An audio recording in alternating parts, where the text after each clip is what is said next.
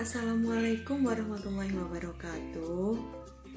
Kita dari kelompok 3 akan mempresentasikan tentang ekuitas saham dan laba ditahan. Sebelumnya perkenalkan anggota kelompok 3. Yang pertama, Nina Anggreni Ananda dengan NIM 190302084. Yang kedua, Nabila Fitriana dengan NIM 190302111. Yang ketiga, Zakiatul Mahbubah dengan NIM 190302118. Yang keempat, Abid Naufal Firdaus Wahana Putra dengan NIM 190302122. Ekuitas. Di dalam ekuitas memiliki 5 komponen. Yang pertama, bentuk perusahaan, mencakup hukum perusahaan, sistem saham, dan berbagai kepentingan kepemilikan. Yang kedua, ekuitas, mencakup penerbitan saham dan perolehan kembali saham. Yang ketiga, saham utama, mencakup fitur, akuntansi, dan pelaporan saham preferensi. Yang keempat, kebijakan dividen, mencakup kondisi keuangan dan pembagian dividen, share split, pengungkapan pembatasan. Yang kelima, presentasi dan analisis, mencakup presentasi dan analisis. Bentuk organisasi perusahaan.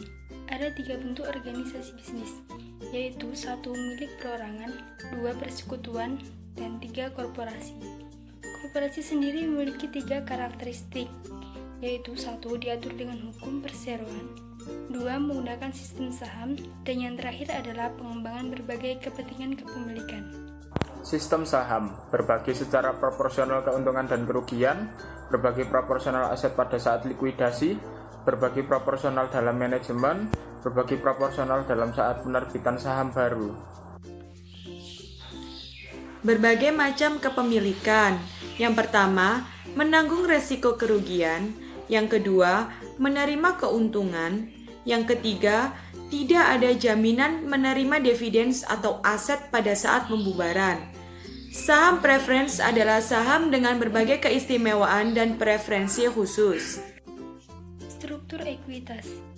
Ada 2 sumber utama ekuitas, yaitu 1. Modal kontribusi, yang terbagi menjadi 2, yaitu saham biasa dan saham utama, yang menjadi saham premium.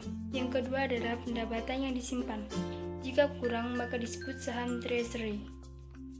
Dengan rumus aset kurangi kewajiban sama dengan ekuitas.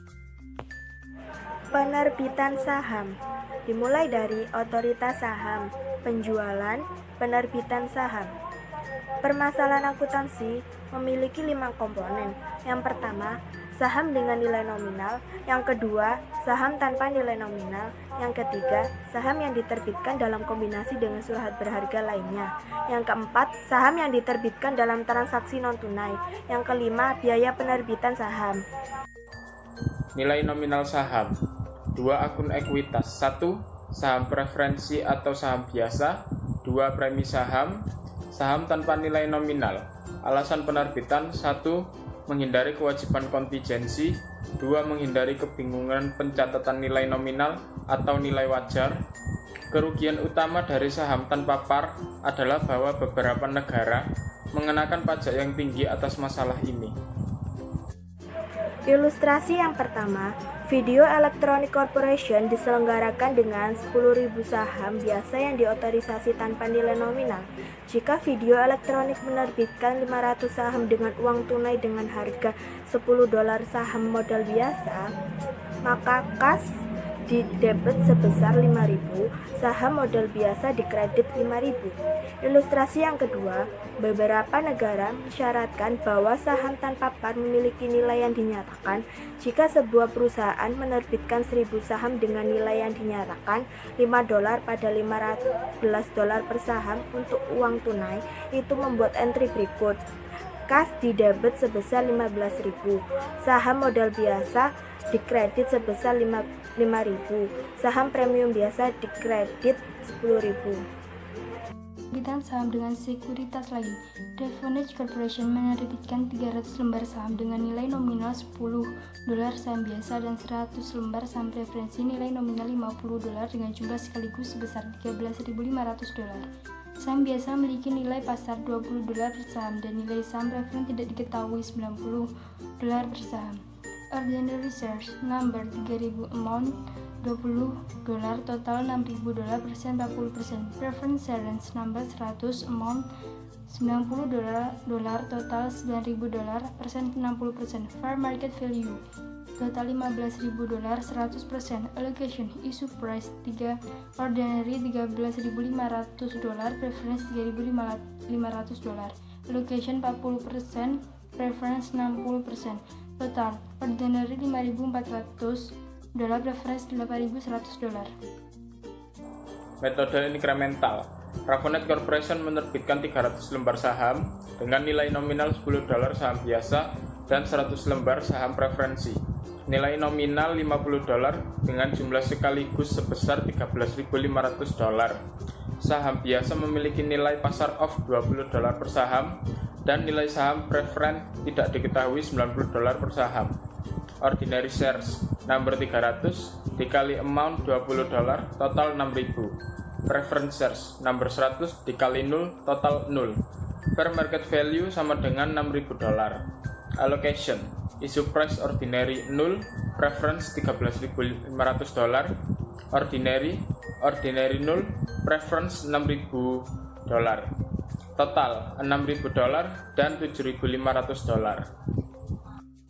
Penerbitan saham dengan non-transaksi. Perusahaan mencatat penerbitan saham untuk jasa atau properti tanpa kas. Yang pertama, nilai wajar atas barang atau jasa yang diterima. Yang kedua, jika nilai wajar atas barang atau jasa tidak dapat diukur secara handal, maka dapat menggunakan nilai wajar atas saham yang diterbitkan. Untuk biaya penerbitan saham, biaya yang terkait langsung dengan penerbitan saham yaitu biaya underwriting, yang kedua, biaya akuntansi dan hukum, yang ketiga, biaya cetak, yang keempat, pajak. Harus mengurangi dana yang diterima dari penjualan saham. Saham preference 1. Kumulatif 2. Partisipasi 3. Konversi 4. Dapat ditarik 5. Dapat ditebus. Akuntansi untuk saham preferen pada saat penerbitan serupa dengan akuntansi untuk saham biasa. Korporasi dapat melampirkan preferensi atau batasan apapun selama tidak melanggar undang-undang pendirian negaranya. Reakuisisi saham. Tujuan pembelian kembali saham ada 4. Yang pertama, meningkatkan laba bersaham dan return on equity. Yang kedua, menyediakan saham untuk kontrak kompensasi karyawan atau untuk memenuhi kebutuhan merger yang potensial. Yang ketiga, menggagalkan upaya pengambil alihan atau untuk mengurangi jumlah pemegang saham. Yang keempat adalah membuat pasar pada saham. Jenis dividen. 1. Dividen tunai. Pemungutan pembagian dividen. Pemungutan dividen liabilitas. 2. Dividen properti. Dividen yang dibayarkan dalam bentuk aset selain kas. Properti yang akan dibagikan sebagai dividen harus dinilai ulang atau nilai wajarnya untuk mengaku keuntungan atau kerugian.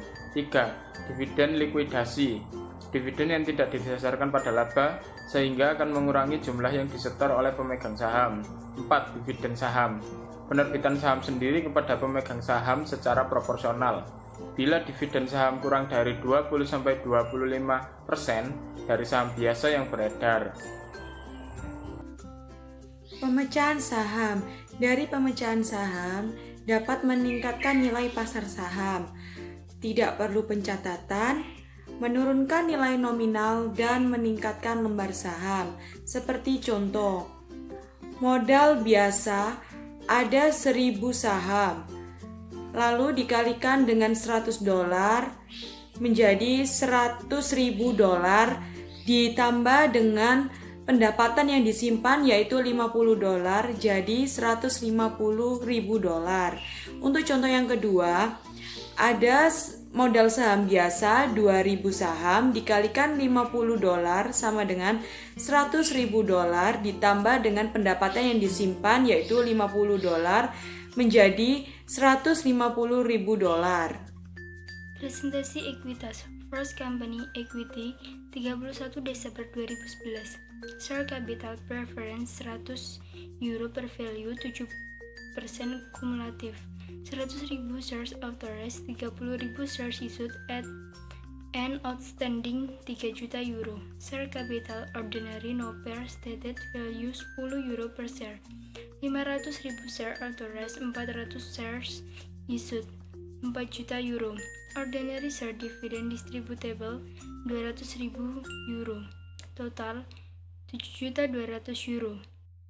Share premium preference 150.000 euro. Share premium ordinary 840 euro. Total 990.000 euro.